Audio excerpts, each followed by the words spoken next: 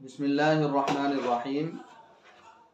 خواتین کے لیے اپنے گھروں میں رہتے ہوئے بھی سوائے محارم کے غیر محرم رشتہ داروں سے پردے کا حکم دیا اور ان کے سامنے بناؤ سنگار سے منع فرمایا۔ چنانچہ ارشاد باری تعالی ہے سورہ النور آیت نمبر 31 میں، وَلَا يُبْدِينَ زِينَتَهُنَّ إِلَّا لِبُعُولَتِهِنَّ أَوْ آبَائِهِنَّ أو آباء بعولتهن أو أبنائهن أو أبناء بعولتهن أو إخوانهن أو بني إخوانهن أو بني أخواتهن، کہ اپنا بناؤ سنگار نہ ظاہر کریں مگر ان لوگوں کے سامنے شوہر باپ، شوہروں کے باپ، اپنے بیٹے، شوہروں کے بیٹے، بھائی، بھائیوں کے بیٹے، بہنوں کے بیٹے۔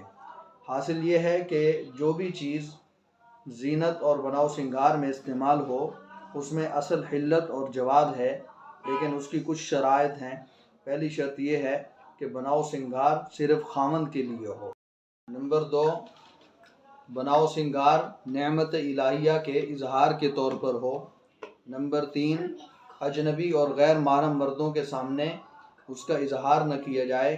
نمبر 4، ان اشیاء میں کسی حرام اور ناجائز چیز کی آمیزش نہ ہو۔ نمبر 5، مشرکات اور فاسقات عورتوں کی مشابہت سے خالی ہو۔ نمبر 6، مردوں کی مشابہت سے خالی ہو۔